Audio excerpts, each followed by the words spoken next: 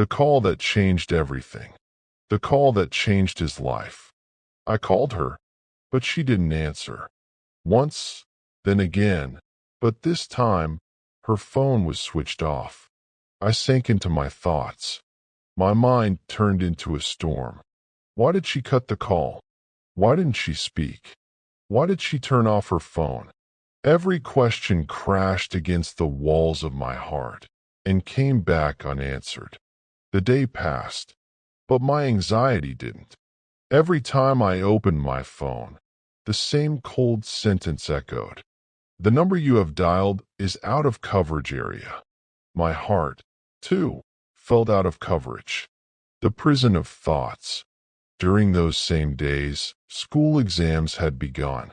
On one side, the fear of the future. On the other, the shadow of separation. Slowly, I began to change. My family would say, "You've changed, you've become distant, cold, proud. You don't talk to us anymore."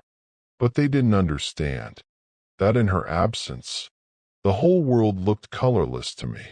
Every word irritated me. Every night, I spent awake in thoughts. There were even moments when my mind pushed me toward death, because a young heart, when it loses love, doesn't listen to reason. The first exam and that call. Finally, the first day of exams arrived. I gave the paper, but my mind wasn't there. When I left school, I was still lost in those same thoughts. Suddenly, my phone rang. I picked it up. Instead of a name, there was just one word written. Heart. My hand trembled. I answered the call. "Hello." From the other side, a voice came. "Wa alaikum salam." With a restless tone, I said, "Where have you been all these days?" There was silence. Then I heard her voice, filled with tears, the words that shattered his heart. There was a moment of silence. I could hear her breathing, but she said nothing. Then, in a trembling voice, she said, "After so long, I want to tell you something." Impatiently, I replied, "Tell me, what is it?" She paused, and then said a sentence that stopped my heartbeat. "A proposal came, and I kept seeing you in my thoughts." I forced a laugh filled with anxiety. "What are you saying? Don't joke like that." She replied softly, "Congratulate me." I said, confused. "For what?" She whispered, "For my engagement." The smile that was actually tears. I laughed again, but this time, it wasn't real. "You're joking, that's not possible." She swore. "I swear it's true." My heart went cold. My lips went dry. Slowly I asked, "Then why didn't you answer my calls?" She replied, "Out of fear and shame." I couldn't.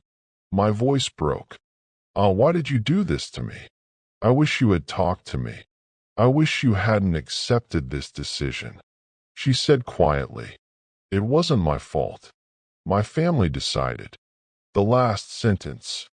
I took a deep breath. My eyes filled with tears. Softly I said, "That's enough. Don't say anything more. Now, you belong to someone else." She wanted to say something, but I ended the call. That night, I took the phone away from my ear. A song echoed in my broken voice, like an orphan child sitting alone. "Forget me. I'll forget you. I'll turn your story into silence. You were never meant for me, even if you lived inside my heart." Tears flowed uncontrollably. That night, I said nothing. I spoke to no one. I didn't even eat. I turned off the light in my room. But the lights in my mind, they refused to turn off. Every memory came back. Every promise, every smile. And now, only emptiness. The separation that broke his mind. After that day, everything changed. But not in a way people could see. In a way, only the heart could feel. I held my phone in my hand, but my heart no longer waited for her call. Again and again, her words echoed in my mind. Congratulate me for my engagement. It felt like a blade was placed inside my chest. The truth begins to unfold. The days that lost their color. Days passed, but they had lost their color. School exams home. Everything remained the same. But I wasn't.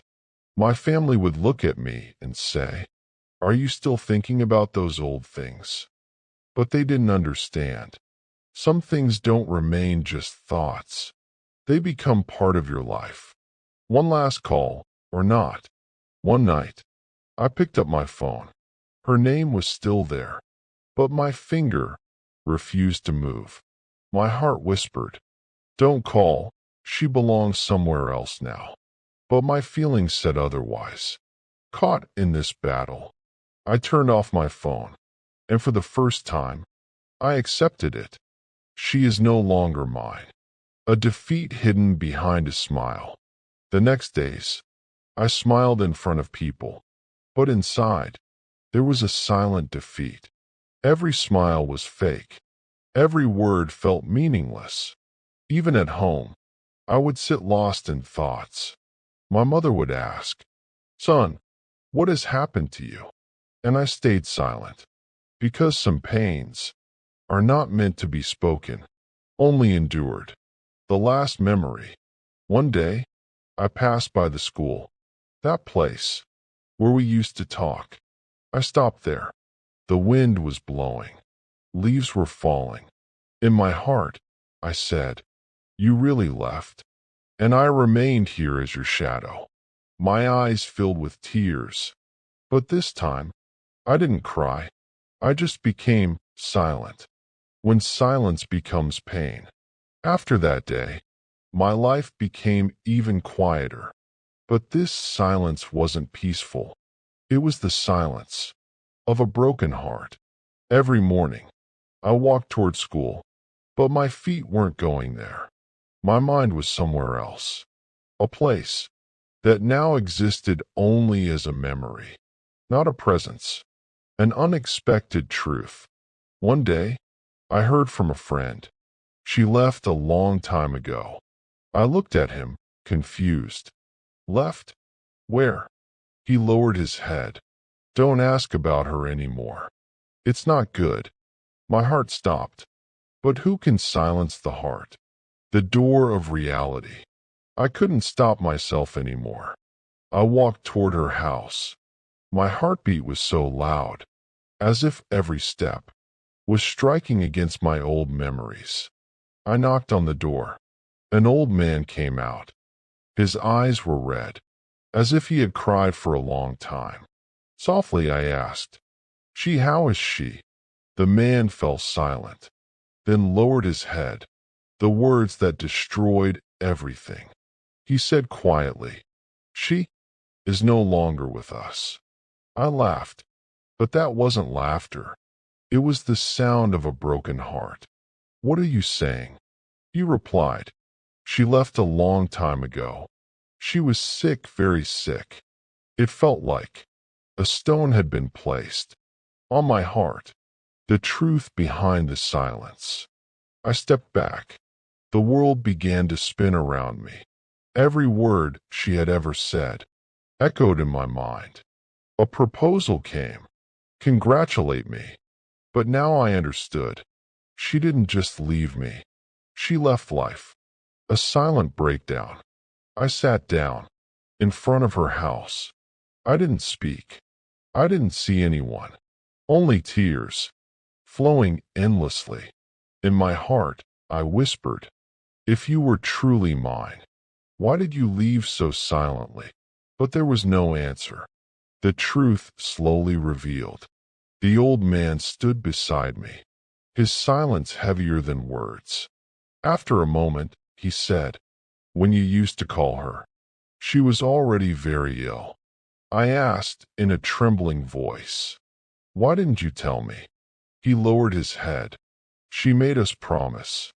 She said you should not suffer because of her pain. My heart shattered. The sacrifice no one knew. He continued. She didn't want you to see her suffering. She didn't want your life to be ruined. I said helplessly. So she was alone all that time. He nodded.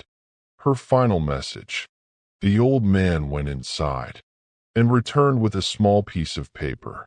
He said, "She left this for you." My hands trembled. As I took it, it read, "If you are reading this, then I am no longer here. But don't cry, because I left for your smile." The moment his heart broke, my hands shook. The paper slipped, almost torn in my grip. I looked up at the sky. Why? But the sky remained silent. The final realization. Now I finally understood. She wasn't unfaithful. She was the most faithful of all. She hid her pain, so I could live. A silent love that reached beyond death. I held that paper tightly in my hand, but it felt as if my entire life had fallen into it. In front of my eyes, only three things remained. Her smile, that call, and her final words. I left for your smile. The journey to her grave. I asked softly, "Where is she buried?" The old man lowered his head and showed me the way. I began to walk, but this wasn't a journey of steps. It was a journey of a breaking heart. Every step felt like walking over my own memories. The silent graveyard. When I arrived, everything was silent. Only the wind whispered, and the trees moved gently. I saw her name, written on a simple stone. My knees grew weak. The words left unspoken. I sat beside her grave. In a trembling voice, I said, "Why did you do this? Why didn't you tell me the truth?" But there was no answer, only silence. The truth that came too late. An old woman came closer and said, "She always took your name, even in her pain." I lowered my head.